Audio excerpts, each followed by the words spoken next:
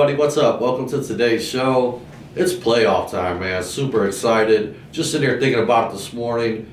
It's got to be one of the best times to be an NFL fan, a fantasy fan. How excited are you for this weekend's wild card? Super I'm so excited. Cleveland Browns, here we come. I got my Kevin Stefanski mask. I got my Browns hat signed by Joe Thomas himself and Johnny Manziel and Colt McCoy. Got ready to go. Browns legends. Browns legends. All right, guys. The first playoff draft is in the books. We ran it at noon today. We got our Browns. And me and John are actually going to do a review of this draft. If you go down into the description, I'm going to put a link to the draft that we can click on it, follow along with us. There'll also be a link to the homepage and a link to the playoff leagues if you want to hop in one. Going to jump right into it, though. You know, we sat here last week. We talked about this. I asked you who you thought the 1.1 was going to be.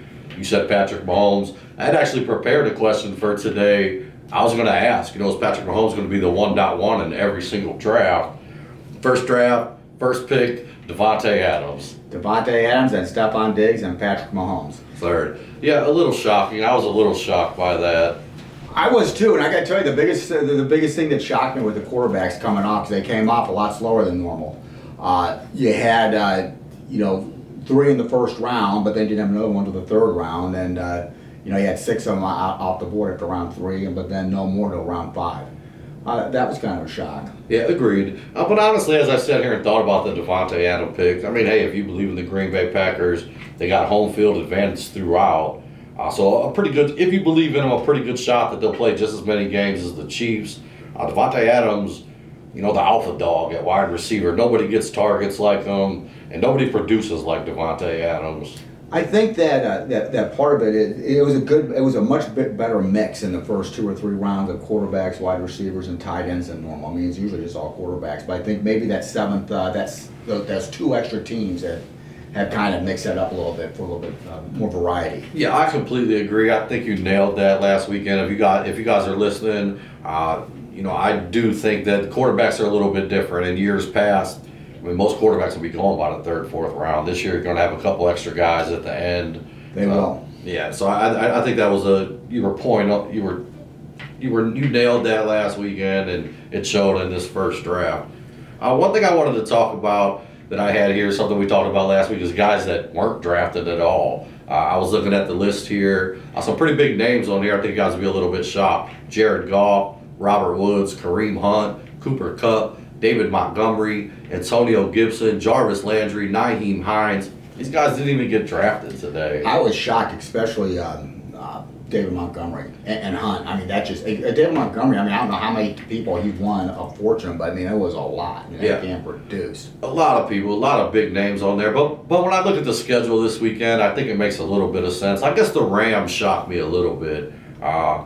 I do give them a little bit of a shot against the Seahawks. So to see Goff, Kupp, Woods, Cam Akers is on that list. He wasn't drafted as well. I guess, these guys don't think that the Rams have a shot at all. And I think that's one of the big things to look at when we look at the schedule. 3 games, for me, I toss the opponent out the window off immediately. That's going to be the Tampa Bay versus Washington. Big advantage, Tampa Bay Buccaneers for me. The Saints over the Bears. Kind of why I can see why David Montgomery didn't go. And the next one, unfortunately, I love your Browns hat with the Browns versus the Steelers.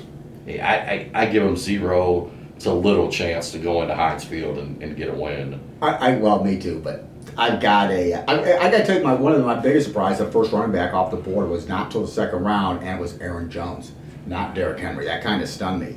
And I'll tell you something else to think about that many people aren't thinking about. At least I certainly wasn't thinking about until I watched this draft. I saw 3 Chiefs go in the first round, which really didn't shock me at all. But remember, the Chiefs at most are going to have 3 games. And in years past, because there's only 12 teams in the playoffs, the wild card, the 2 teams at the byes in the first week, they would have 3 games. And generally speaking, those were the teams that everybody had 3 games. Right.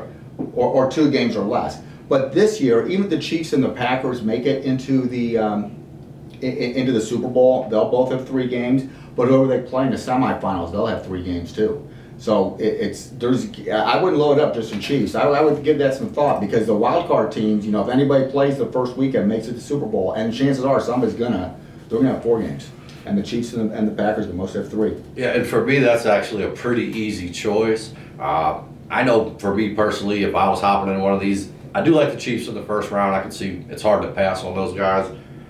The GOAT is back in the playoffs again. I go back 2 years ago when we were running these. The same things we're seeing with the Chiefs are what we used to see with the New England Patriots. They were mostly gone by the 3rd round. I love Tom Brady in the playoffs. That's a good point. I hadn't even thought about that. I mean, dude, he's tough to beat anyway, let alone come to playoffs. There is not a cooler quarterback, a guy that's not going to crack under pressure. Has the best wide receiving core I've ever seen in the NFL, and they're clicking right now. I love the matchup this week. I almost guarantee a win. I just think they're going to be tough to beat. And there's a lot of teams I look at to go up against the Chiefs.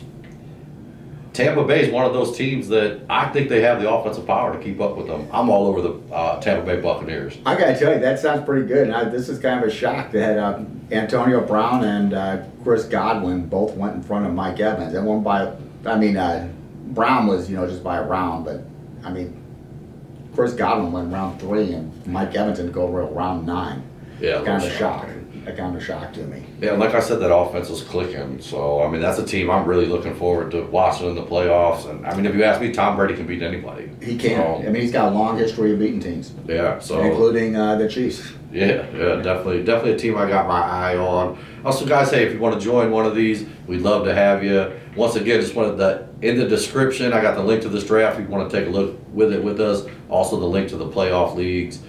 So if you want to join one, just scroll down and take a look at that one. Anything else that stuck out to you in this draft? Hey, I'm going to have a little strategy, a little playoff strategy, because I thought of something today when I went through this draft that really made me think. So there's going to be a 5-minute video. We're going to do it right after this one. It's basically the no running back draft theory, which is kind of, that's kind of popular in, in redraft leagues. But I'll give you a little thought about this one. It should be interesting. I'll have that video right after this one if you want to take a look at it. That's why I tossed my strategy out there right now. I really like the Tampa Bay Buccaneers. Thank you so much for listening. We'd love to have you come be a part of the Masters family with us. If you could, hit that like button, subscribe button. We'd love to have you.